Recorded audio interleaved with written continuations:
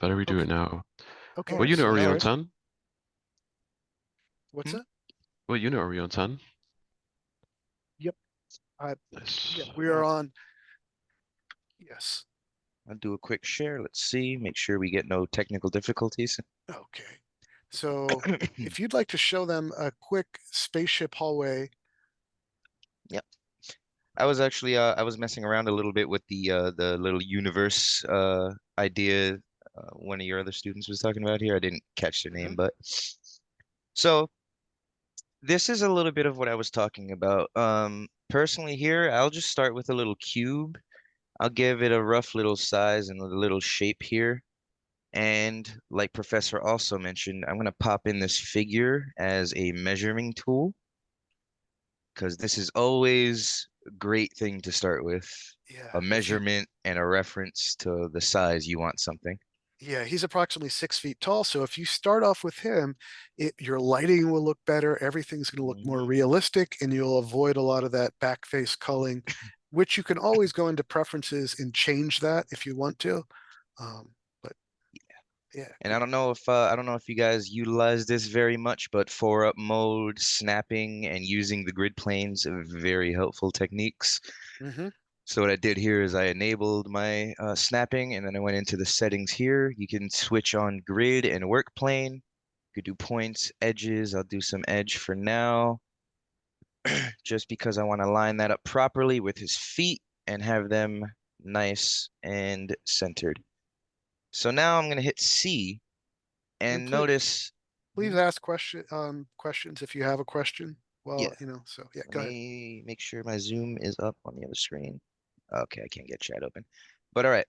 So now I hit C and I've got a polygon that doesn't have any extra faces that I don't need right now because if I need anything later on, the line cut here, the loop path cut here are very useful tools that you can use, and it's not going to add any extra stress to the system. So I'm going to extend this out and start a little bit of a hallway. So that's a very low poly hallway, especially for going into gaming. It's going to speed up Mhm. your render. Yeah. And now, just for the sake of this right now, I'm actually going to make it hollow. So I'm going to delete those couple of faces right there. I'm going to extend this out just a little bit. And you know what I'm going to do here? I'm going to hit U and R to flip that normal for texturing later. That's for texturing purposes. So you want to Uh, explain the normal is the where the yes. faces, you want to have the normals. So the blue side of normals is the back side of what a texture is going to project when you do get to texturing and UV. There's more advanced things, even if you just do an image. The blue face is the back of a texture, and this orange face is the front of your texture. So anytime that you have something that's meant to be on camera, make sure that you hit U and R, and anything that is meant to be the front is the front. So So blue's the that's, back and orange is the yes, front. blue is the back of a texture, orange is the front of a texture. And if you're going to be going into 3D printing, you get free 3D printing at the school BMCC. Nico is also expert at that. Normals are very important because you want all the normals facing outward, right, Nico? Hmm. Otherwise, your model won't print correctly. Mm-hmm. So So this is, in fact, I could have started with a plane because it's easier if you want to start with, instead of making a hallway, just do a floor plan first. So I deleted those edges. I have this one, and I'm going to select this one edge, and I'm going to hold control, and I'm going to just pull that out because now I When can, he hits, whoops, that's pretty awesome. When he hits control, look yep. how he extends and makes an additional face. Now we've got a little bit of, I'm going to extend this side too, because now we've got a bit of a little lobby going on. so you hit control and you just extend it out. Yep. Whenever you Oh, hit control, you're going to duplicate something or extrude the edge because we're in edge mode. So that's a very useful thing. And without control, when you're in edge mode, you're just going to extend what's already there. So this is great to save your polygons. And now I'm gonna also come over to this end and I'm gonna just make another little turn here. So I'm gonna control, extend that out, and then I'm gonna take this end, control, extend that out.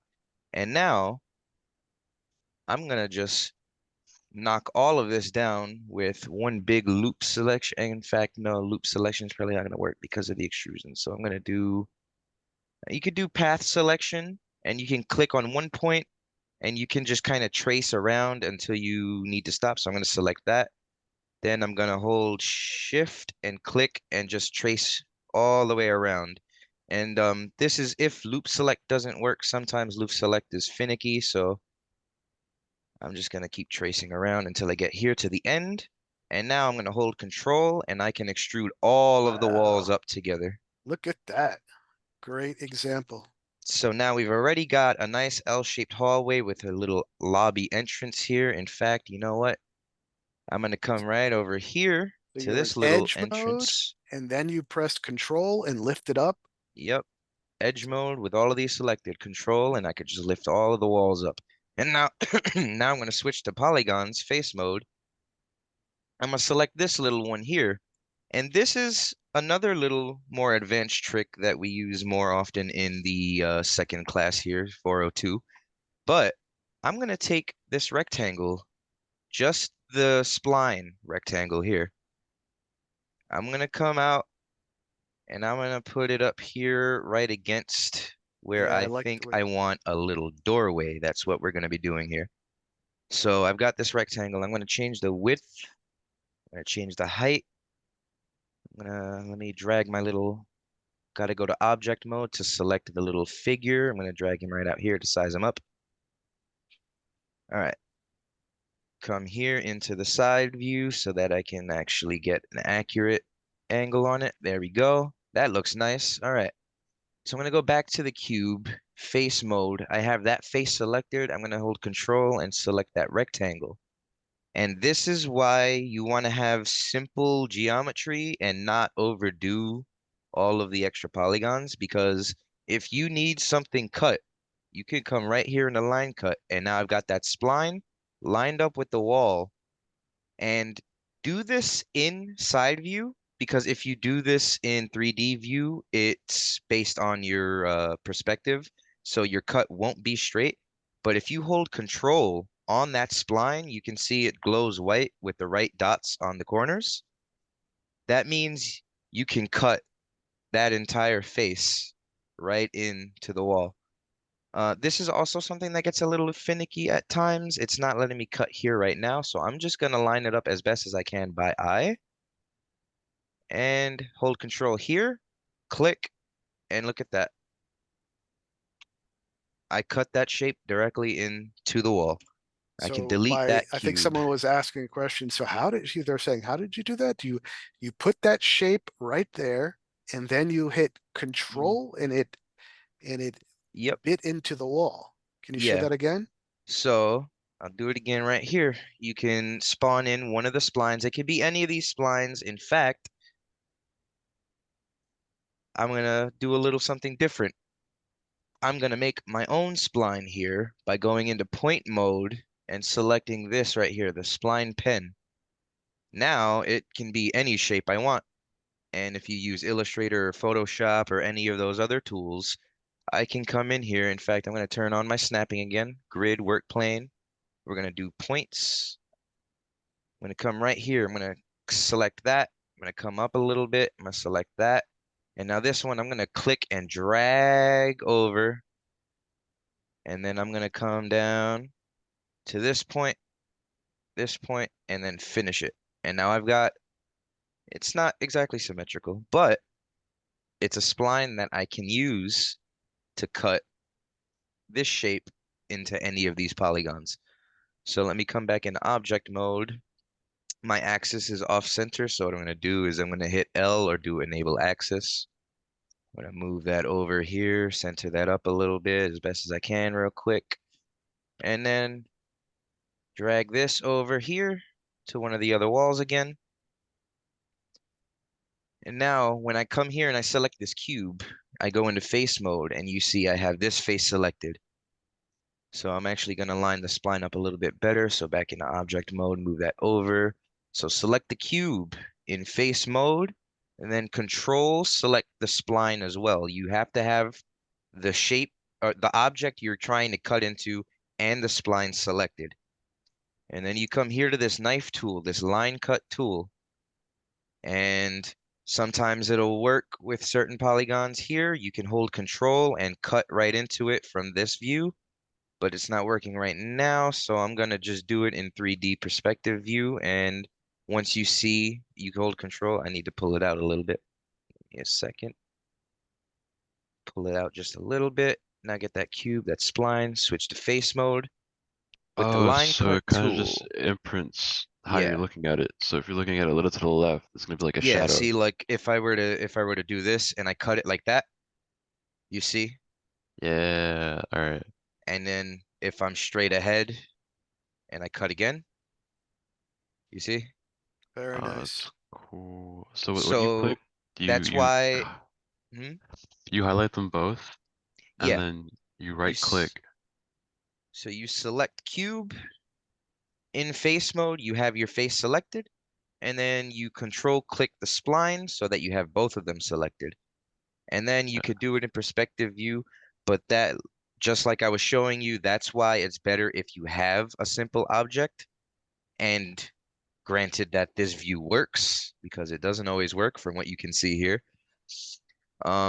It's better because this is guaranteed to give you the straight on direct cut. But like I said, just control. Once you see it light up, you can cut that shape right into the wall there. And Can then you extrude that and make that a nice arc? um If you this right select here, that yeah. spline, Yeah. then you can press You D. could select the spline. Yeah, you can extrude this. I can use the extrude tool right there. I could just drag that in there. Just make it a child of the extrude. You could do that. Another thing you could do, which is probably the way I would usually go about it, is because I have cut this shape in here, I can delete that and I can go into line mode and loop selection should, no, it's not going to work for that either. So let's just go here into brush mode. I'll come around, I'll brush around this little edge. I got some extra edges. I'll deselect those after. So I'll just take those, deselect those two extra edges there. And just like the other time, you could just control and extrude those out too on their own. And then for some added little, there you go. With the grid snap on, you can come here into this view, you can lower that plane so that it actually matches the floor. And then you see here again, the textures are backwards on this little face here. So what I would do is I would go around and select, okay, loop select's gonna work on that little bit there. So I selected that whole bit. You are, oh, you are, there we go. Ah, So now when I texture this little hall, that's gonna be perfectly fine. And then I can go back, I can extrude this a little bit more here. And then if I wanted to get a little bit more technical with it, I could even, do a little, change some angles here, and then just keep doing a couple of little smooth extrudes as I please. And now, there you go. You got a little bit less cubic of geometry and a little more variety here.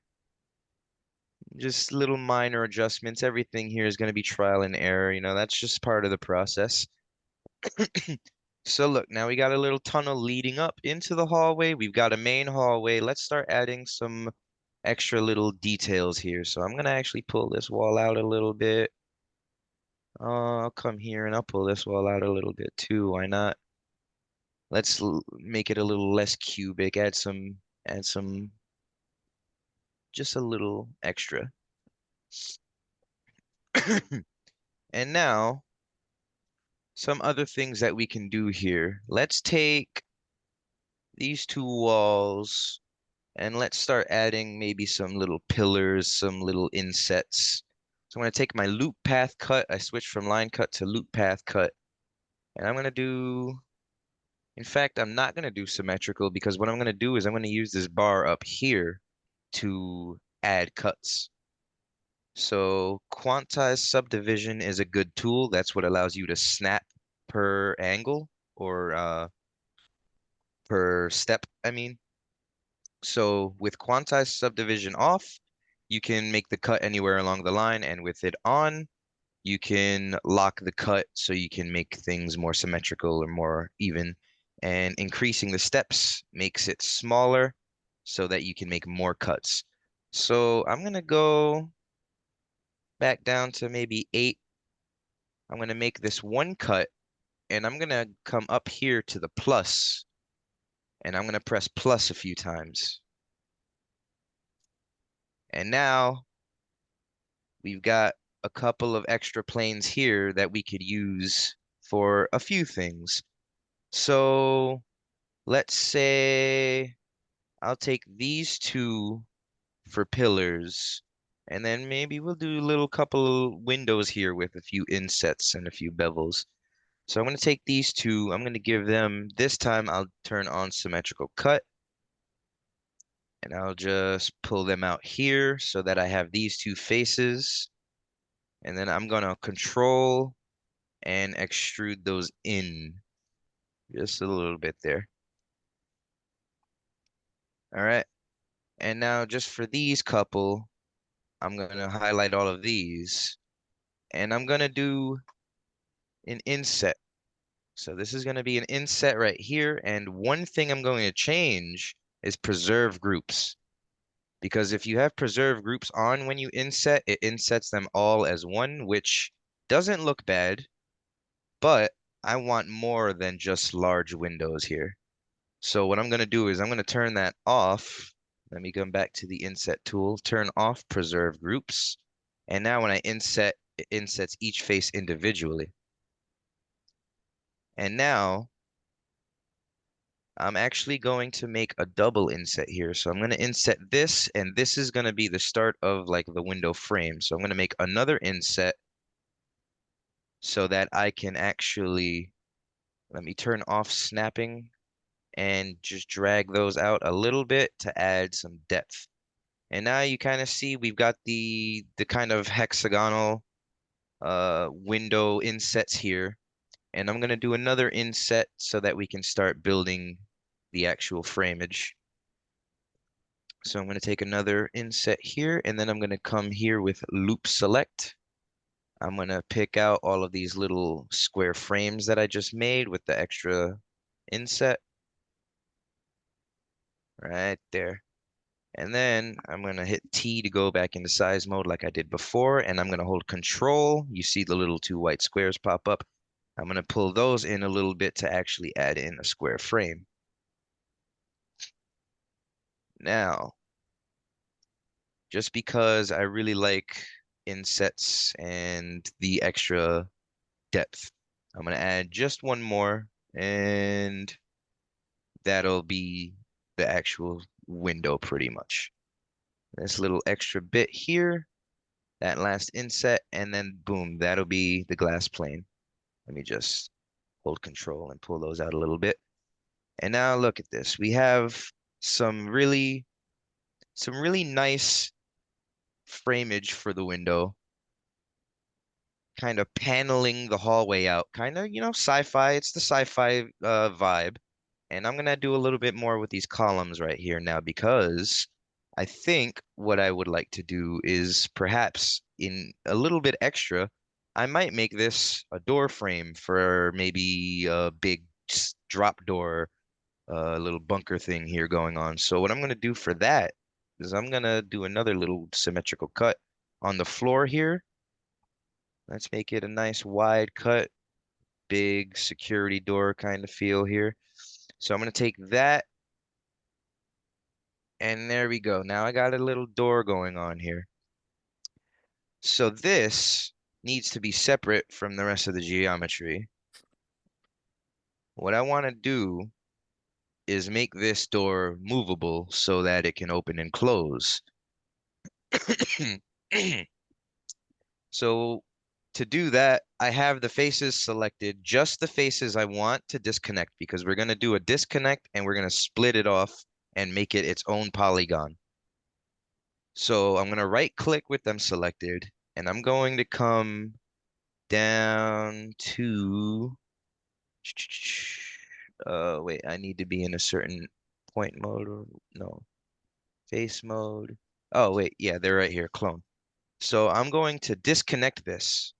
I right clicked with those faces selected and I hit disconnect. And what that does is it makes it separate, but you can see here, it's still part of the cube. So after I disconnect it, I'm going to right click again and I'm going to go to split. And now split makes it a separate object entirely. The old face is still there. So I'm just going to click on that cube there. The faces are still selected. So I'm just going to delete them. And now the door is completely separate. This bottom right here also got deleted, but that's an easy fix right here with the bridge tool. So I'm going to select this edge and this edge. I'm going to come here to this bridge tool, and I'm just going to click and drag over to the next line that I had selected and let go. So that floor is back and is perfectly fine. I'm going to do the same thing here with this little door. Select that edge and that edge with the bridge tool, click, drag, and I've got my face back. I can do that with all four sides if I need to. Click, click. Oh, I have too many faces selected or too many edges. Just the two that I need. Drag. All right. So now we've got the basic shape of our door here. We can just pull that back down for now. And see, we're really getting somewhere, and we're getting somewhere pretty fast. So now, per the assignment for the sci-fi hallway, a little animation, a little camera action is also very nice to have. Sorry about that.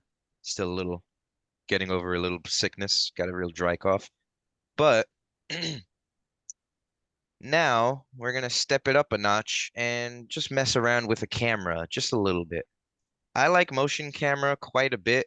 I'm sure nobody's maybe delved too deep into that just yet. It is the basic class, but the motion camera is actually like my favorite thing because you can get a really good first person perspective, you can get really good dynamic shots, and it's a very good tool. So I'm going to come here to the cameras and choose the motion camera. And if you notice, it didn't spawn on me, not like a normal camera. It spawned here with a little stick man. So what you want to do with this is, because he comes with a little kit. He comes with a target and he comes with a spline for a path because he is locked to the spline. So what you could actually just do is delete the spline and delete the target because you can set that all up on your own. So I'm going to drag him now that he is free from the spline. I'm going to drag him here to the beginning of our little hallway segment. Now this is going to be like really advanced stuff where you're going to be doing a lot of trial and error, a lot of experimenting and seeing what works. So again, this is going to be stuff with splines, and you can draw this out. You could use the preset shapes. You can do whatever you want with this. But I'm going to come here and I'm going to go into the top view, right? And I'm going to go back here with my little spline pen. I'm going to start with a path for the cameraman to travel along. So we're going to come up the tunnel here and boom. And I'm going to hold, what is it? Shift. Yeah, shift click on these little arms and you can adjust them individually. These are the curves. So if I had this line all the way out here and I wanted to draw my next point, it's following that curve. So if I needed a sharper turn, I could shift click the white dot here. Oh, shift click. Or wait, is it? Nope, that's control. Oh, it stopped working. No, stop it. All right. So I'm gonna undo. I'm gonna redo that little bit here. Shift click. Okay, it wants to work again. So now I needed a sharper turn. I made this curve much smaller and I can just have an angle there. It's a little too sharp still, so let's just redo that again. Just make a short curve here. And then just do a little turn in here towards the door. All right. That's a good beginning path just to get him up to the door. So now that we've got our little curve here, what you want to do is come into the motion camera and into motion camera tab in animation. And you can see here the path spline. So when you have your spline drawn out, the one you want the cameraman to travel along, you can name it your path spline if you want. You can keep everything organized. It's always good to keep organized. But I'm going to come here into the motion and I'm going to drag the path spline into A. And when I drag it in there, you see that camera position A opens up. This wasn't here before, but now you can drag him along the spline. And then if I go into camera view, you'll drag him along the spline. Now, if you notice, he's only looking in one direction. And you can also fix that with splines or objects. You can have him focus on anything that you have within your scene. So what I'm going to do to make it easy is I'm just going to come here and duplicate this spline. I'm going to raise it up and maybe even just move it a little bit offset there just so he has some buffer. And now this is going to be a looking path, I'll just call it. And we're going to come back into motion camera again, and down here at the targets, remember that target that we deleted is a default target, and you can make all of your own targets as you please. So now we have this path, and we're going to drag that into target 1.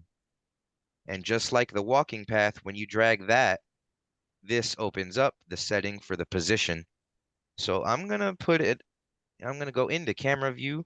He's looking like directly at the wall because the path starts right in front of him. So I'm going to pull it up a little bit just so he's actually looking ahead where he needs to be. And now this is where we're going to get into the animation. I'm going to keyframe target position, and I'm going to keyframe camera position. We're just going to skip up to the end here and then just push him up to the end. We need that offset still, so I'm going to keyframe him at the end at about 93%, and the target position here will go full 100 so that he stays looking ahead during the animation. So let's get a little test of that. See, much less sharp turns. He's looking the direction he's walking, and it's looking a little bit smoother. Can you do a fixed angle with that? What do you mean a fixed angle? Like how so? So like the camera's moving, there's things going on in the scene, but the angle is fixed on one thing. So like the say my hand is moving, the camera's constantly following my hand. Yeah, you can do that, and actually there's a lot you can do with this because you see here you have target A1 with all of its settings. You also have target A2, B1, and B2, and you can keyframe all of them. So you can constantly change and blend your targets, and I can actually do that right now. So instead of a spline, what I'm going to do is I'm going to come here and take a sphere, and this is going to be another makeshift target. So I'm going to come up here, and I'm going to put this right here.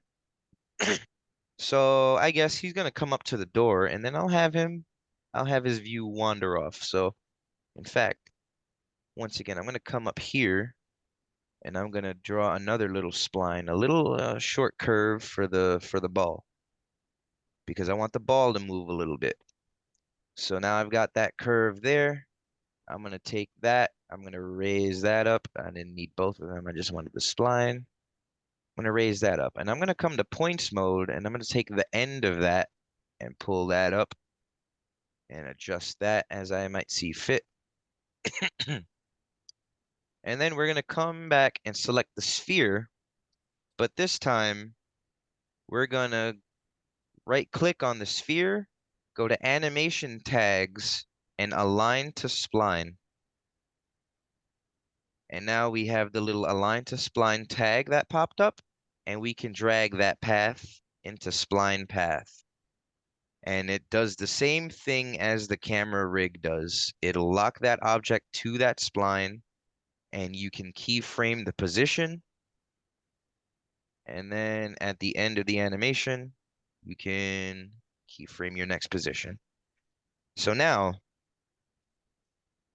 when our guy walks in, we're going to change his focus from the path to the ball because, you know, it's an interesting little thing that's happening around him. So he's going to avert his gaze. And in fact, I'm going to come back out to,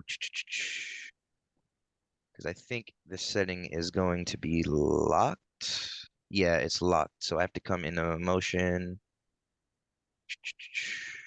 enable focus control. So this is something about the motion camera. It has two control settings, and this is on by default, but it has like less freedom, less settings. So I come into motion camera, into focus, and I turn off enable focus control, and then I come out to object, and I have a couple of different settings that give you just a little bit more freedom. And now I can adjust the camera lens size, the sensor size, and we can get a little bit of a wider shot so that there's more to see. He's not so pressed up against the walls here. That looks much better. All right, so now we're here on the motion camera. Again, we're going to come back to animation because we need to add this sphere to target 2.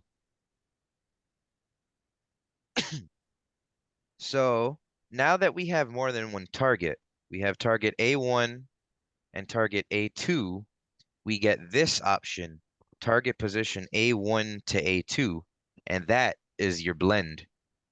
So you can also keyframe this like everything else. So we're going to come up here. We say when he, just as he gets out of the hallway, that's when he's going to start. So we're going to keyframe target position A1, A2. And by the time he gets up, say here, we're going to blend it so that he's looking at the ball.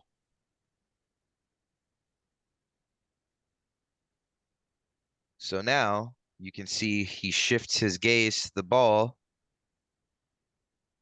And then you know what? We're going to switch right back, going to keyframe that again. And then when he gets up to the door, he's going to be looking back ahead. So let's pull that up a little bit more, and then let's get our next keyframe. So now, look at that. He came in here, he saw a thing, but he's busy, so he's going to keep on going. So now, of course, he's going to stop at the door, but we might want the door to open so that he can continue. So we're going to take that door. Let's see when he gets around up to the door here. Let's say give him a little bit of a buffer. I'll start opening it from here. So now we got our cube here. We go into coordinates. Let's just, whoops, right there. Our y coordinate is what we're going to keyframe, so y. And then by the time he comes back and gets to the door, let's have it fully opened. So there you go. There. All right. So we're a little short here. We're only 90 frames, but all you got to do is come over here to the bottom right, and we're going to add 180. So we doubled the amount of time on the animation. So now we can animate further. And I'm actually going to start a new spline instead of going back and extending the other one because you can also blend the paths. So let's make a new spline here. I'll give it a little gap right there. Whoops. Give a little gap. Let's have him do a nice big curve right around there. And he's gonna come back around right there. Because right there, maybe we add a little something there. I think I got an idea here. So we've got our second motion spline here. So I'm gonna do another path spline 2 right there. So that's path spline 2. We're gonna come back to our motion camera again. Motion camera animation. So we've got path spline A and path spline B. We're gonna drag path spline B right where it needs to be. And now, once we get up to, I'm gonna do a little frame early here. We have blend AB. And you can already see I need to, oh, I forgot. Let's duplicate this spline so that we can make our second looking path. There you go. In fact, this can probably use a bit of an adjustment. I don't want him watching the curve as he walks. So I'm gonna come here into point mode. I'm gonna take this middle point, make some slight adjustments here. I'm gonna take this point here, make some more adjustments on that. That side needs to be a little bit smoother. Making all the minor adjustments. This is an adjustment I should be making here in the side view here. So I can straighten the line back out. So as you can see, very powerful to use the 4-up view. So now that's a little offset. Let's take the last one here and also give that a little bit of an offset there. All right. So now we've got path spline B put in there, and we also need target B put in. So let's take target B and put that in as well. So now we're at frame 89, right where our first little section ended. And we are going to keyframe blend AB. And we're gonna come just a couple of extra frames here. And then we're gonna switch him up to that blend. And I did not keyframe the looking path. We can just go back, keyframe target position AB, go up to, what was it, 101.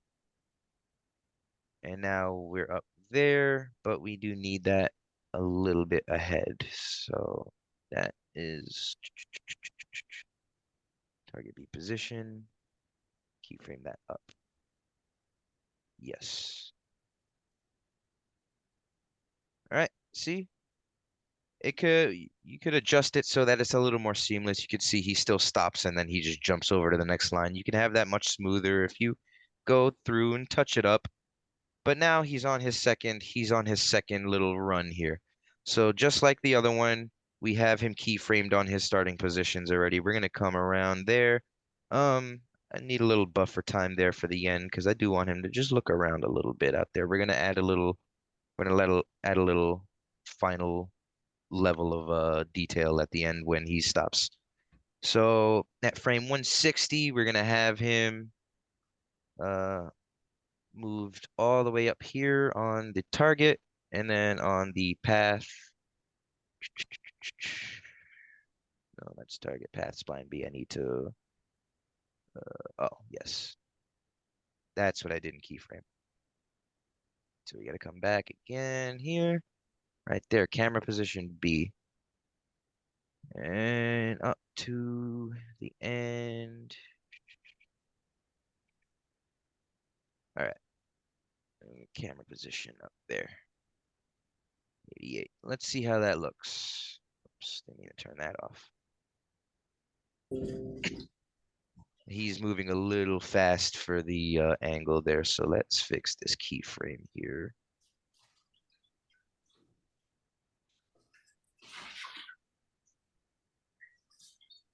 Let's have him right over there. And then by then, I want him at the end right over here. See if that looks a little bit much better. Much better. All right. So now I'm gonna come back and do a little, just a little another touch of modeling here. I'm gonna go back and select my main cube, faces. And this time we'll do a nice big window. So I'm gonna do this big little inset here. I do another little inset. I'm gonna pretty much copy what I did with the other window here. So another little Wait, inset. how'd you flatten the surface like that? Like you just did when you pulled it Mm. out? That's because due to the angles when you inset it, it forms it forms the diagonals here on the corners. So since it's inset, when you move it on its diagonal corners, it Oh, cause automatically, yeah. alright, I know that. I just figured like cause when you pulled it out, it looked like, you know when you put your hand through a cloth? Yeah. That's just that's just the engine. It looks like that. The shading messes up a little bit and it does look like kind of like that. Where But yeah, that's just when you inset and then pull things out. It's a great little detail. So now that we've got that again, I'm gonna come here, do the same thing. Control, drag that out to give that frame. Then I'm gonna come here and do these last little insets just so I can get the last form of depth and then that is the glass plane right there. So now we've got a big window on this side. And what I'm going to do is I'm actually going to come here to the asset browser. I'm going to go to my materials. I'm going to type in RS because I'm on Redshift. RS just gives you all of the Redshift materials so that you don't have to sift through all of the standard ones. And I'm going to just come down some coated glass, gold, maybe, nah, let's just go with the clear glass. Let's just go with the clear glass. I want it to look nice outside. So glass clear one, I'm just gonna throw the material straight on there. I'm not gonna do anything special with that because what I want to do here is I want to add like a space HDRI so that you can look out the window at something very nice right here at the end. So what I'm gonna do for HDRIs is two steps. I'm going to add a dome light and I'm going to add an infinite light. I'm going to turn the infinite light off for now because it's just going to mess up the shader. But with the dome light in object, you see texture right here. Now you could go in to the asset browser and look up HDRI in all. And you have a little selection of these HDRIs here, but there's none that I want for right now. I have in my folder here for one of the old projects. Not this semester. It is my sci-fi project from last semester. So I'm gonna go to my old semester, 3D animation, assignments, sci-fi hallway, text. Right here is an EXR file that is oh, I don't want to cut it. I just wanted to copy it. So let me just copy that. In fact, because I don't think I can just, oh, I can, in fact, just drag it right out of my files. Look at that. That is a beautiful view of space. Though I need to change the coordinates up a little bit, not the coordinates, the rotation. Change that rotation up. Nice. All right. So here, I'm going to come into the camera view here, and I'm going to click Redshift Render View. And let's just take a quick look at what that looks like. We have an infinite light. I didn't check the direction of it just yet. We're gonna go over that after we do this initial look at that. All right. That is exactly what I wanted to go for right here at the end. Nice. That is looking nice. So So, by putting So that on the dome light, mhm. putting that on the dome light, it gives you the sphere to work with where you can apply an HDRI or EXR file, which provides light and a completely free movable ambient texture for the world. So you could have that texture animating around, moving Yep, as you the can in space fact as you walk keyframe by. it just like everything else. Just click on the little diamond and you can keyframe it all you want. So now you see we tilted it up so that we can get the planet in the window here. And now that last little touch I wanted to do was again another focus change for the cameraman. So we're gonna come here. I'm gonna go back up in the top view here. I'm gonna do one more quick little spline curve. Boom, boom. Hit escape to get out of that. I'm gonna come into point mode. No, come into point mode, drag that up. All right. And now we're gonna give this sphere, once again, right click, animation, align to, nope, not align to path. Align to spline. And we're gonna drag that spline right into spline path. And then we're gonna keyframe position. And then right here up at the end, we're gonna maybe like half, 77%. Doesn't need to go all the way. So now we've got our final little sequence here. So when he stops right there at the end, he stops right here at this frame. We're gonna come back to our motion camera. We have our target B2, and this is what we're gonna do here because our targets, we do have this empty space here, but we could also do that another way.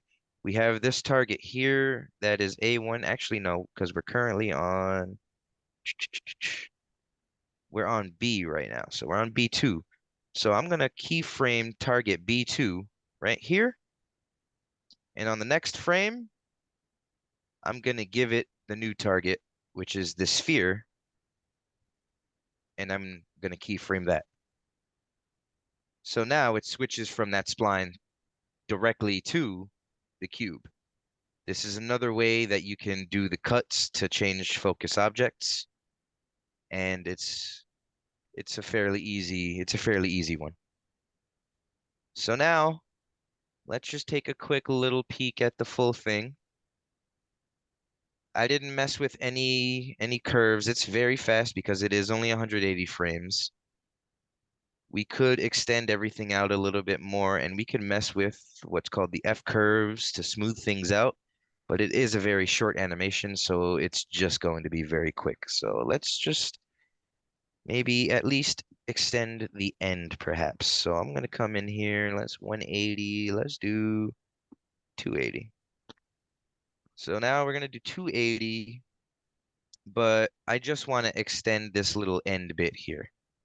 So I'm gonna click on this little diamond here to pull up the animation tracks. And now all of these squares are all of the keyframes that you have set throughout the animation. So I'm gonna hold Alt and middle click to drag across all of this so that I can get to the part that I need. So we can see right here, these two keyframes are the ones that are selected because these are the ones that we were just fidgeting with. So I can move those and you can see it messes with the track because we're extending the animation live. But I don't need all of these. I just want the end to be slower so that it's a more peaceful look across the universe. So I'm gonna extend that out quite a ways. That should take a nice little bit longer. Yeah, look how slow that is now. So the whole beginning of the animation is still going to be quite fast, but right there at the end, you're going to get a really nice scenic view. Let's zoom through the hallway real quick. Let's get over here to the end. And then look at that. That's a much slower little view so that when I render that out, it's going to look, it's going to look very, very scenic. So I'm going to call this done for the model, and we're going to start rendering with a viewport first, because this is the easiest way to make sure your work is done and check it. And if you don't have enough time to render, this is how you would want to get your full animation out to turn in. So we're going to do the viewport render. We don't need to mess with too many settings here, except of course you're going to want to pick, for viewport render, you should be able to do MP4 because it's going to be very quick. You shouldn't have any crashes. Nothing should break when you're doing the viewport render. But when you do a full render, I'm sure Professor may have explained this, but you want to use TIFF because TIFF will output each frame as an image that you can then compact into a video with the Adobe apps or any other video editing software that'll let you import. Because Yes. if you render to TIFFs, if you have something rendering overnight and your computer crashes, you'll be able to resume rendering from whatever frame it broke on instead of waking up to a corrupt MP4 file that you have to start from frame 0. So render in TIFFs when you do your full render, but we're doing viewport for right now. So I'm gonna do a quick MP4. I'm gonna choose my output file. Let's just do desktop. Why not? Test 1. 8 bits fine. We know that we don't have any other option for that. Why is multipass forced on? I don't recall that being a thing. Output 1280 by 720 is fine. You could match this to your actual monitor resolution if you know it. All frames, your frame rate 30, that's fine. We don't need to mess with those settings. That's all okay. All frames, our resolution in pixels, our file location, our format, we're good to go. And we can click render real quick on that, except I did not go into the camera. So click the little thing here, go into your camera first, and then render. Look how quick that's rendering. It's going to be fairly quick to render either way on the full because I have no textures. It's a very simple scene. So boom, that's already a viewport render done. And if you had your project and you were running late or had too many frames to do a full render without taking a week, test 1 right there. Very quick, very thorough. All right. And now we could set up a quick little Redshift render. So I'm going to switch right here back to Redshift. And you know, something I did not do was mess with the infinite light. And I'll just explain that real quick because it's a minor detail. It's to help the HDRI lighting pop. Because really what happens is the HDRI provides light from an origin point. And if you need to highlight different things or have the light shine across more of your scene, the infinite light helps because you can match the color, but if you come very close here, you could see this big white line here. There's this little radius of lines, but there's this one big line here. That is the direction of the infinite light source. So if you come here and I rotate that, you could see the lighting rotate. Now, the thing is, the planet is back here and the infinite light is actually already facing the direction it should be. But that's something that you can look into when you have your HDRI. If you rotate the HDRI, you can rotate the infinite light source in unison to make sure the lighting matches and adjust it as you need. So that is actually okay. The infinite light's pointing where it needs to be. So let's go back here into our settings and start our Redshift render up. So output, just like all of that, all frames, save. I'm going to go to TIFF because that is going to save you a lot of headache. I'm going to come here. I'm going to name this test 2 so we don't accidentally overwrite any files. I'm going to come in. Now these these are my preferences. You can definitely use these because I went through a video that was for optimizing your renders to make them look better and render a little faster. But it's all gonna depend on your machine, your frames, the complexity of your scene, and all of that stuff. So settings, these are a couple that I go for here. So I'm gonna switch to basic. It's on RT right now. I don't actually want it on RT. I use production and I enable hardware ray tracing if available.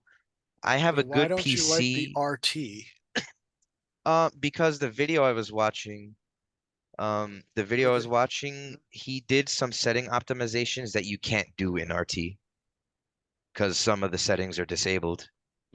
That's why I just kind of defaulted to it because it unlocks a few more of these options. So I switched to production.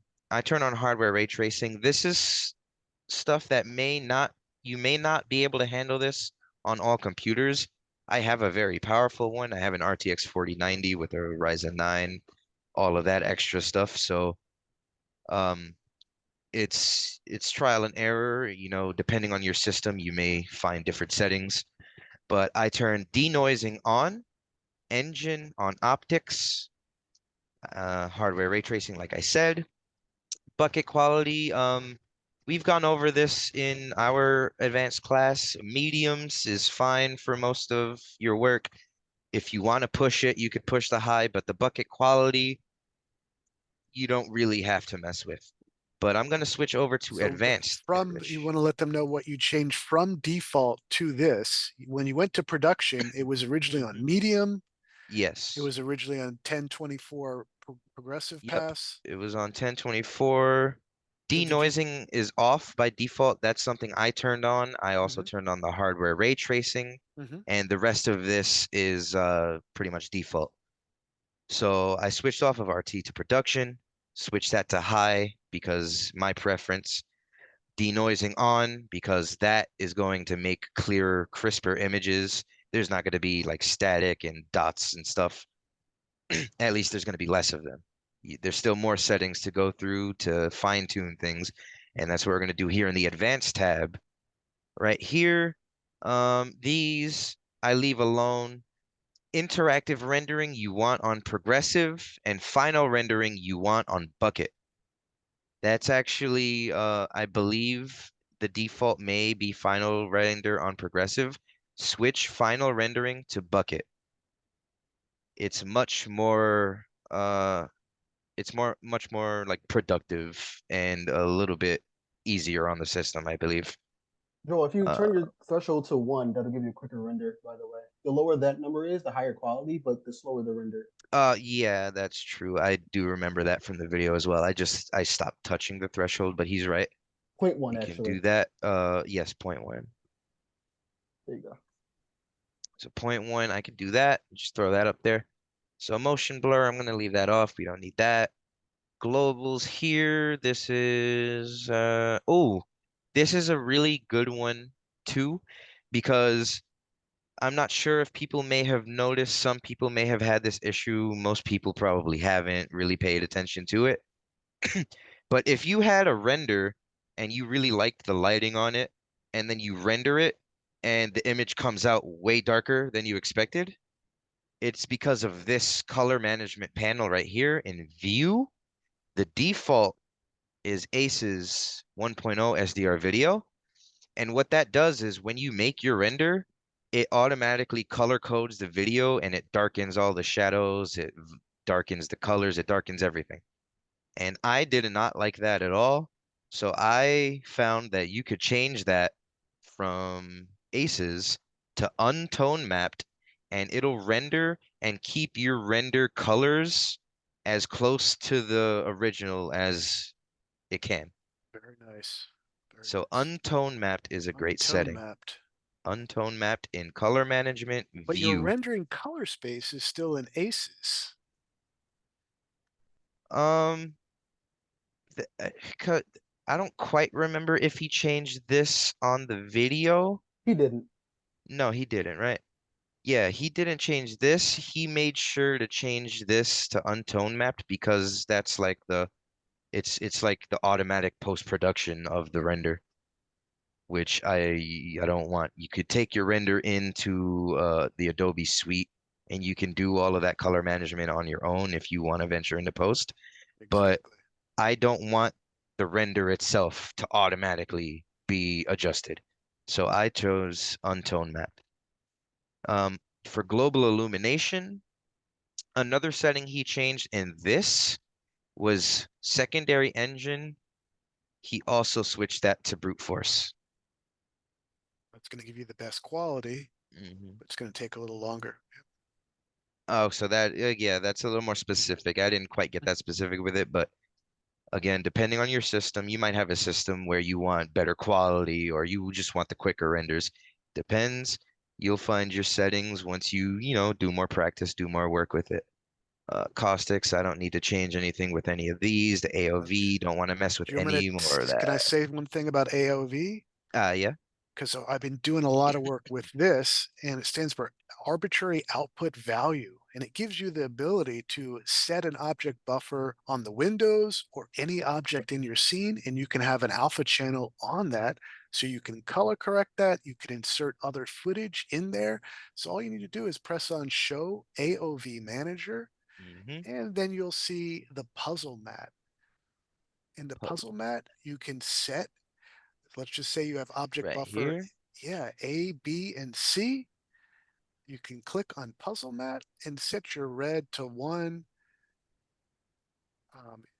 2. It's whatever you set your objects to, in blue to 3, let's just say, and you can choose material. Let's say every material that is colored gold, we would like to have a matte so you can work with that in post-production.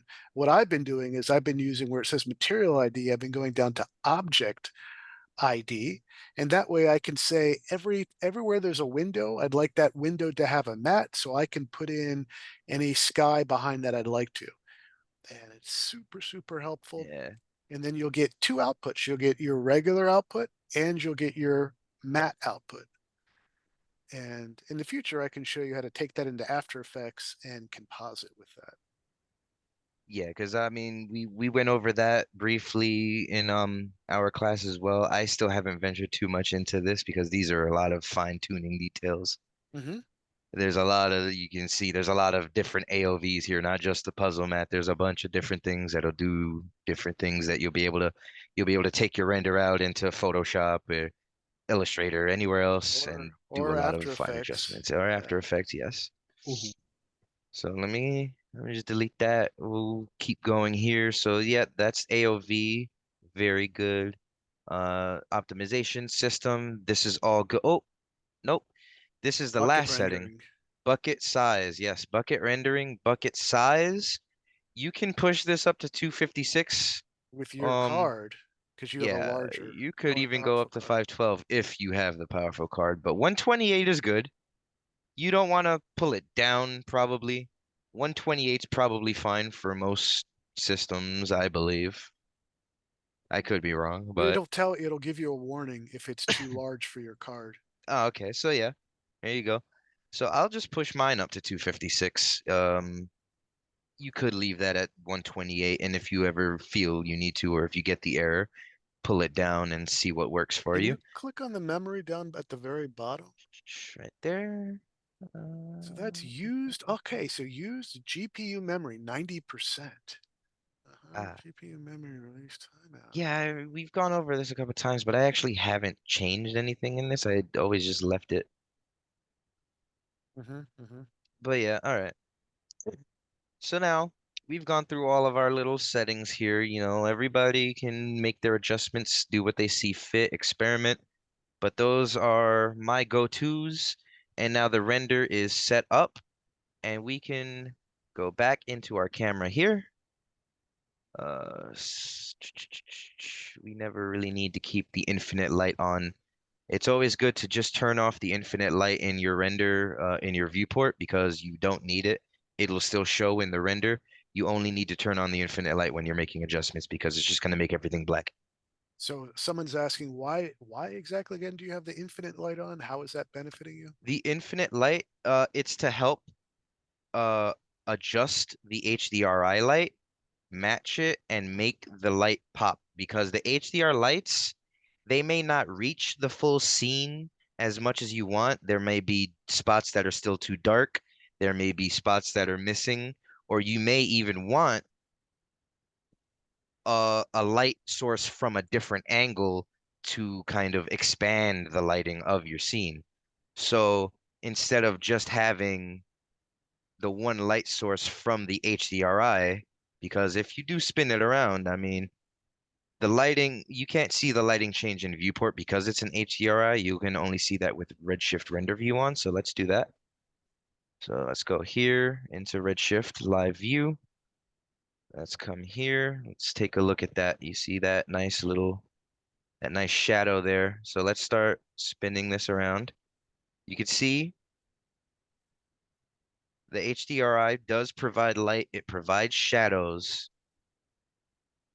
but the infinite light, you can make further adjustments. Let's spin that around. It's subtle. Mm. It's subtle because it's casting a secondary shadow. I can see it. I don't know if you can really see it, but right here in the middle of the hall here, these are for very subtle lighting changes. See, it's Yeah, it's good casting that nuance. secondary shadow. Yeah, it's good for nuance. Yeah. I mean, because we have a textureless scene, so it's not the most noticeable, but once you add a lot of textures, in fact, we're about to wrap the little model here up. I can show the project I'm working on right now because my lighting on that project really shows. So let's just wrap that up real quick. Let's just redo that. Just back that up a little bit to before I spun the lights around a bit. And now our render settings are set up. We can just start the render here. And you can already see, I left it on progressive apparently. I've noticed that sometimes the render settings kind of, yep, they just switch back to RT for no reason whatsoever. I don't know why it does that, but it does do that sometimes for me. You're still on the default. If you right click underneath my render setting, you can go to the one that you save your preset. Yeah, I save presets sometimes, and a lot of the times I just forget to. But this is the difference. You can see the difference already. The bucket rendering is when it does it by segments instead of just rendering the entire image through noise. So this gives you much clearer images much faster. You can already see where we're just popping through frames here. I mean, I'm not gonna go ahead and do the full render. In fact, because we do want to see what the end looks like, let's go right up here. Let's specify our frames. We're gonna go from 180. So let's go from 180 to the end. So output, we're gonna do manual from 180 to 280. Probably still not gonna render all of that, but just specify that. Let's make sure it stood on production. Cool. Look at that. Professor, I don't mean to interrupt, but is it okay if I leave early? I'm a little tired. If you, we're gonna, just to let everyone know, so for next week, just you would need to have all the videos done from 1 to 10 and handed in. So that's all of the production items that are going to be included in the final, as well as your basic hallway built out. So you don't have to place your items in there, but like what he was showing today of building out your hallway, you would be responsible for that. And then we're gonna, next class, we're gonna be placing those items into your hallway. Does that make sense to anyone, everyone? Does it, you have any questions about that? Yeah, it makes sense. Yeah. Okay, All right. have a good night. All right, good Let me, night. let me stop this render here because this was just for the example. You could see it's a very beautiful window. It's a very nice process to get through. I And like the we've, reflections on that window because you yeah, have glass and you added some depth to that glass as well. Yeah. Is that correct? um, Actually, you no, just- I did not. You could thicken the glass and give it even more dimension. I did not do that, but you can 100% do that, and it Mhm. does add a lot.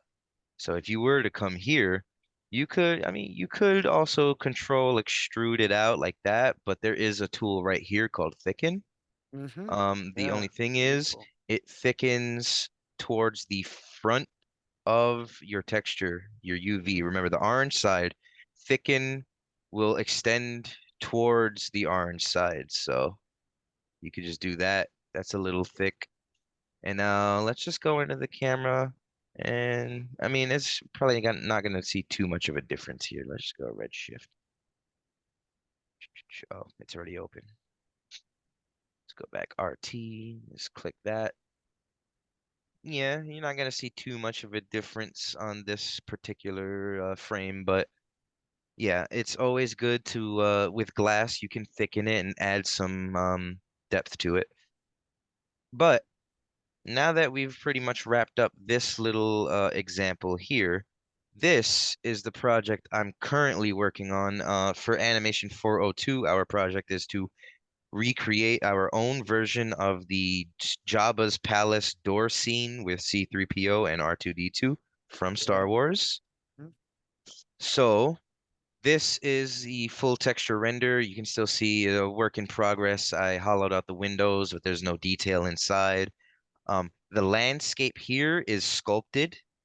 He was mentioning the sculpting tool earlier, and it's a very good tool, especially for a very simple landscape. Mhm. And I've taken up like the last half of your class, but I could also do a quick model of that, but we should be wrapping up here in a minute.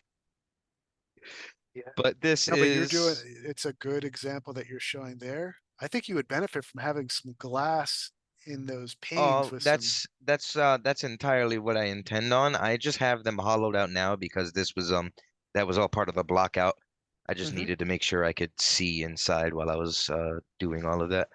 But but if you notice here, there's this shadow right here. That's a mid-tone shadow where you can see through the windows, and the darker shadow in the back is the product of having the dome light and the infinite light.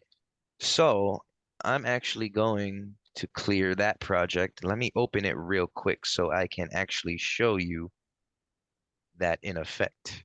Unit for Palace doors.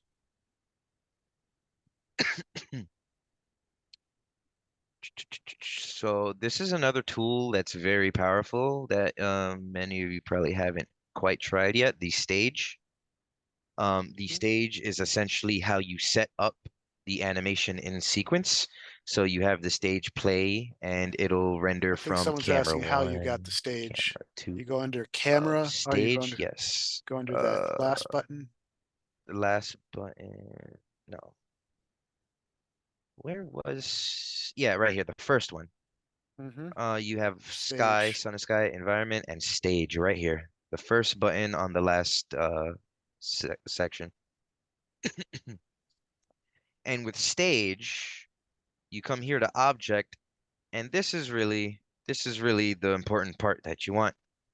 This is where you keyframe your cameras. So when you have the animation play, you start the keyframe on camera one, and then it'll go camera one here.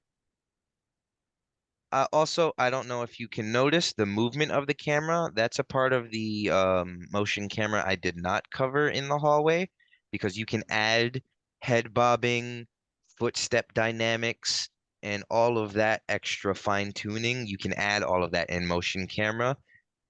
We didn't go over that with the little sci-fi hallway I just made, so the walking was quite stiff, and it was also a fast animation, so you wouldn't have really noticed it. But if you notice here, it's a very dynamic, moving aerial camera kind of vibe. But this is the first stage, and then I have it keyframed. You can see right here, it's keyframed from cam one. It switches to cam two, and it switches automatically to cam two. And then this is cam two, it plays out, and then it switches to cam three. This is cam three, and that plays out. This is still all a blackout phase, so it's a very rough camera sequence, and the animation is fairly basic. But then it switches to cam 4 right here, and this is cam 4 for this project. So that's the stage. When you render it out, it renders by camera, and you don't have to worry about any of that. It sets your whole scene for you. So I put the stage and all my camera rigs into a null that I call the scene manager. That's how I structure that. But for the lighting, this is where it shines. Let me open up render view so that we can take a look at this and do some adjustments real quick.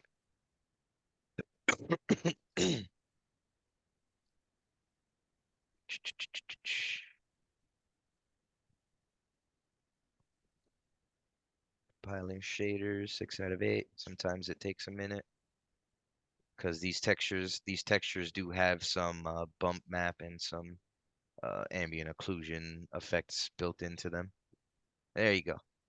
So we can see I have this mid-tone shadow here, and it gets darker here in the back, and that is because in my sky rig here, I have my dome light doing one job and my infinite light doing another. So let's come into coordinates. And you can see when I shift the dome light around, that's the dark back side of the shadow that I'm adjusting. So you can see that's too dark. That doesn't look very good. That's all like one shadow and it's just overshadowing everything. So I adjusted it so where the dark tones of the shadow are right in the back on the top floor where they need to be to make the third layer of depth. And the infinite light is the one that is casting the main shadow here that catches all of the details. So it's much more noticeable than it was on a untextured scene. You can see that's a light shadow, and this is a dark shadow. How And do I'm you apply an adjusting both of HDR them. again? So the simple HDRI setup I use is this dome light and this infinite light. Now, when you click on the dome light and go to object, right here in texture is where you put your HDRI file. So you can either open up the, You put it on the dome light. yeah, on the dome light, specifically you have to do it like this. You have to drag the texture in to the texture name box here. Because you Oh. can't drag the HDRI onto the dome light like this. It does not let you. And you can open up your file browser if you know where your file is, like I did with mine. I chose a specific file that's on my computer. But if you have none, or if you don't know where to find an HDRI, you can open up the asset browser, type in HDRI. You could pick any one of these, drag It's it Sky, over right? here. Yeah. Sky. Well, the texture I'm using is actually downloaded from the internet, so you won't find this on asset browser. Oh, well, no, actually, I'm wrong. That was the space one that I used for the other scene. This one is the desert EXR right here. It's the Right. second row. The one I'm using on this is As- desert. I understand you're using Redshift, but I don't like I'm clicking on my Sky and I don't get the same options that you get. If you're not on Redshift, you're not gonna have the same options. So remember to The start your scene in yeah. Redshift if you choose to use Redshift, or, make that determination at the beginning of your Mhm. assignment. Can Yeah. I still put If an you HDRI on? change, I believe you can. I think it does work a little differently, doesn't it? Yes. Okay, yeah. I'm really used to this way, so switching back to standard, I'd probably get thrown in a loop. But you can convert materials from regular to Redshift on the fly, if you wish to do that. But yeah, so just in the case of Redshift, yeah, it's a simple setup. You get the dome light and you throw in your HDRI to the texture box here, and then the infinite light, just like I was showing you, that's really to highlight the details and get the shadow contrast. Can you So show positioning, inserting a infinite light and showing what that does separately? What do you mean? Is that actually, that's gonna be bouncing off your HDRI as well? Um, not so much bouncing off of the HDRI. It's just really supporting the HDRI because this is the rig I use, so I have the dome light, and I always just use the infinite light just to highlight the details. It never really interferes with the HDRI or Mm-hmm. overpowers it. Really, the one that overpowers is the dome light. So I position the dome light, and then I adjust the infinite light. Yep. So I usually do that first, the dome light and then the infinite light to finish the details. Um, and I guess the last thing I'll cover would be just a quick demo of sculpting on a plane because you can really apply that to anything, and sculpting is extremely satisfying. So, real quick, let me just grab this plane. I'm gonna come here, grab that plane. I'm gonna make it nice and large. Again, I'm gonna take a figure for size. Look at that. That plane is way smaller than I thought it was. So I'm gonna take that up a little more. And because we're sculpting, we do need more geometry. You could subdivide this, but the shape will get rounded out. I don't want that in this particular instance. So I'm just gonna throw up the segments for this quite high. It's just one plane, so I'm just gonna go 100, 100. You know, adding too much geometry to things, if you're gonna have a large, complex scene, of course, is gonna be heavy on your system. So, you know, sculpt wisely and watch your geometry thoroughly. But now that I have something that has a very fine surface that'll be able to sculpt, I'm going to come here up to the top and switch to the sculpt tab. And now I have a different set of tools. What I forgot to do, hold on. You have to come back to standard. You have to press C. You can't do a primitive. You have to press C to make the plane into a polygon or whatever shape you're going to sculpt. You have to press C and then go to sculpt. And now I have unlocked all of the sculpting tools here. My go-to tools are just the first couple: draw, wax, knife, some inflate. I don't really use these other couple here. Grab I use as well. Smooth, of course. Smooth is going to be important, yes. Flat and fill, you can experiment with these, but draw is going to be where you're going to start. And you see I got this 3D cursor here with a little bump. I can hold control, click the middle mouse and drag up and down to change the strength. I can hold control, click the middle mouse and drag left and right to change the size of the brush. And when I'm ready to start sculpting, I just start clicking around and look at that deforming. I just draw all I want all over the plane. Get some nice hills built up here. And then when you want to get into finer details, let's get some hill on this side too. Let's kind of mimic what I was doing there with the curved road here. Let's just pull this up, get some more dunes. A couple of more there. Yeah, that's looking good. Now to add more detail, I'm just gonna adjust the brush size and the brush strength, make it smaller to get finer details. And I'm really just gonna start recklessly scraping around here to get like natural formations. You can already see this is looking a lot more like rock surface, slate, basalt, all of that wilderness and desert funk. So let's just keep on scraping out in different directions here, make it more natural. Just keep scraping out. Hey, sorry, real quick. When you're done, I can show you how to get your HDRI in standard. I just figured it out. Oh yeah, that'd Yeah. be good too. All right. So now I did that little bit. I'm gonna make a nice small soft brush and I'm gonna just right click. Right clicking it's just the opposite. I made that a little too small and a little too soft. But No, control clicking is to push. Clicking is to pull, control click to push. So let me come here. I'm gonna control. Let me down a little bit. Control click. Just add some little tire treads and tire tracks. And there you go. That's essentially, well, not even. That's exactly what I did for my other scene.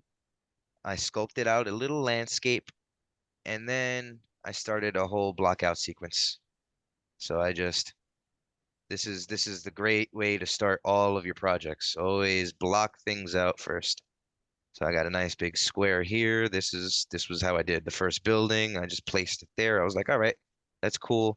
And I copied that, spun that around. I was like, all right, nice. Now I've got an L-shaped building. Then I was like, all right, I want another floor. So I just threw this up here. Then I copied that again, spun that back around. Look at that. Boom. Then I came back, did that again for this. And you can already see I have the exact same shape of what I'm building. And look how quick that was. And then from here, of course, it's really not difficult to move from here. If I go back into standard mode, I can just start working from what I've got here. I hit C on this cube, I change to my face mode, and then like I did earlier, I just took a spline, spun that around, cut the door out of the wall there, and started building up. And eventually, this is what I got.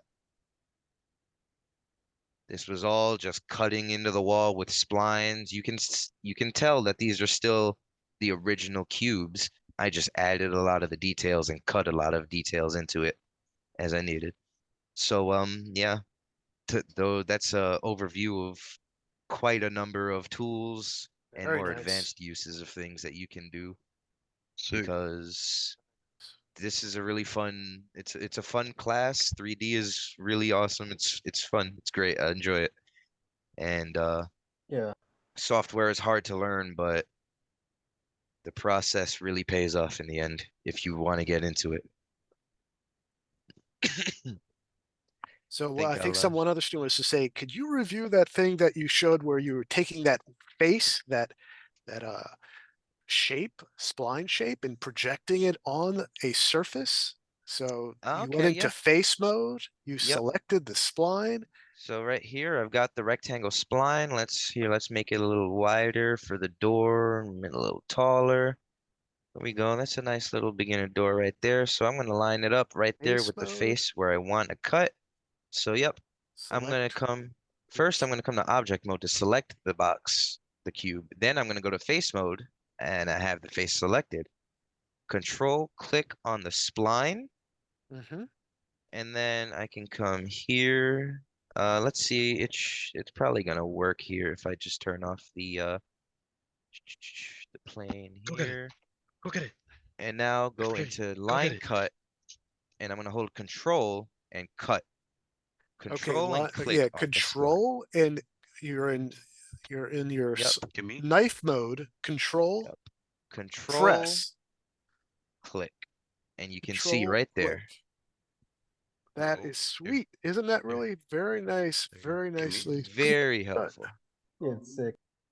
And Give me. this Good is, Very like I girl. said, quick this with is your why knife. you want to keep the geometry very simple. I just used the cubes.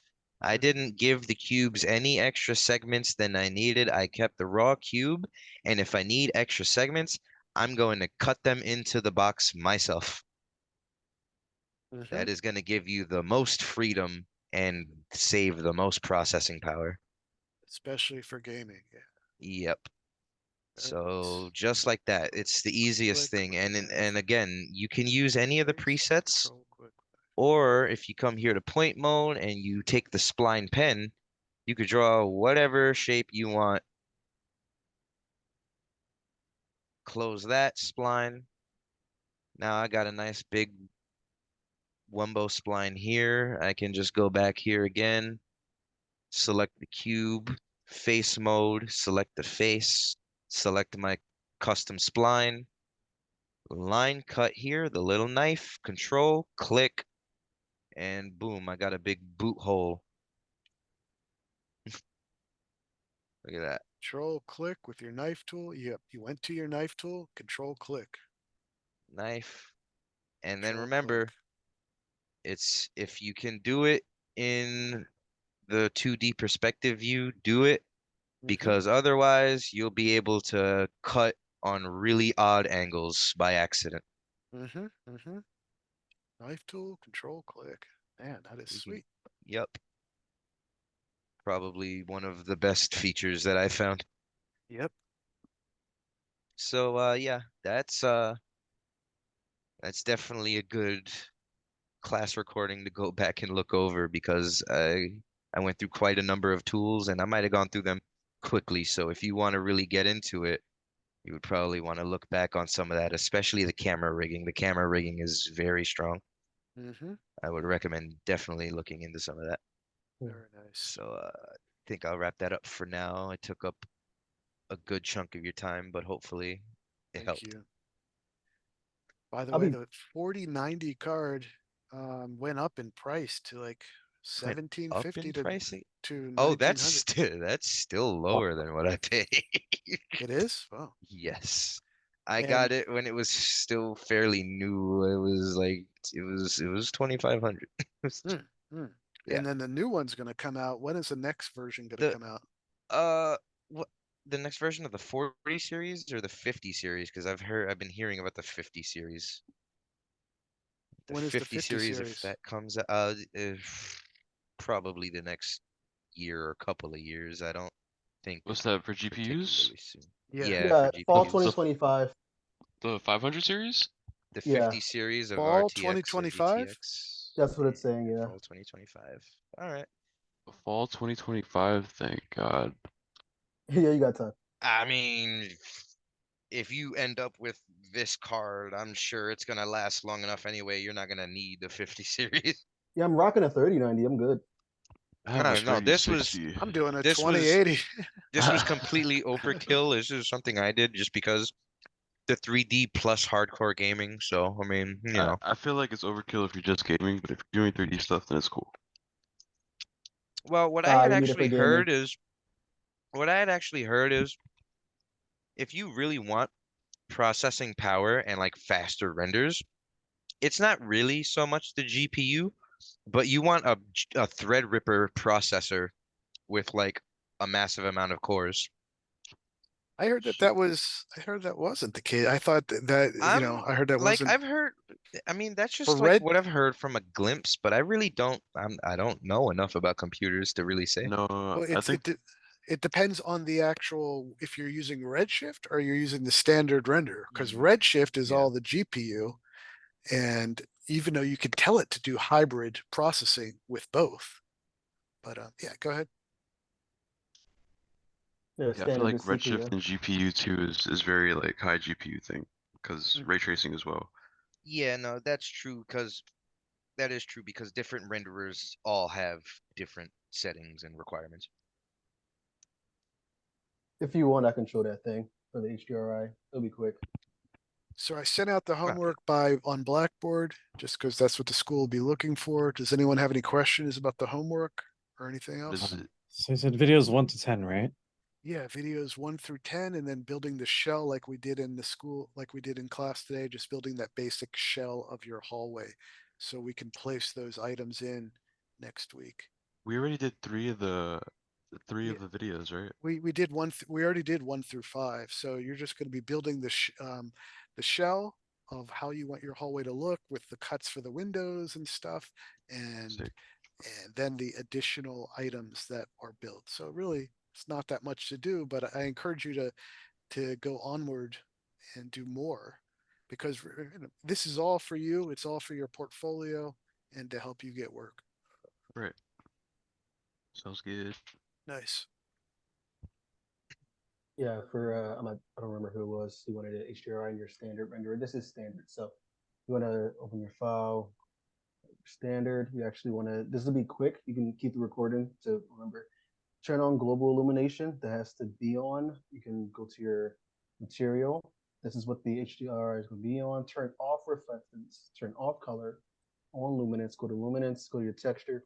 You want to make sure whatever HDRI you download, like you want like a new one that you want, because there's an on here, you want to make sure it's 32-bit, 32, not 64, or it won't work. This is a 32-bit one here. You want to open it up. You see it works there. You want to project it onto your Luminance. sky. Toss it in there, and then bam, you got your HDRI. Let's go to this. Nice, And Crazy. luminance. there you go. Crazy, okay. Yeah, I Oh was doing man, everything yeah, wrong. now I Great. remember the process. Really simple. I had to remember. Yeah, it's been a bit. I love Yeah, it has Redshift. been a bit. There you go. So, Thank you, thank you, thank you. thank you, guys. Thank you, Joel and Devin. Appreciate that. Anytime. Very nice job. Does anybody have any questions in the class? Okay, well, I look forward to seeing you next week. Devin and Joel, I was wondering if I could show something to you and get your opinion of if you have any suggestions. Sure. Okay, How many Yeah. classes do we have left? so we only have like I think I got um, two. two. I Yeah, think. that's what I think. Yeah, right. Next week and the week after? Yep. We don't Oh, have a s- final exam, but you will have additional time to hand in your project during that Ah. week. And then some people, I can meet with them during that week. But we don't have an official class. Does that make sense? Is that Yeah, I kinda like that. okay?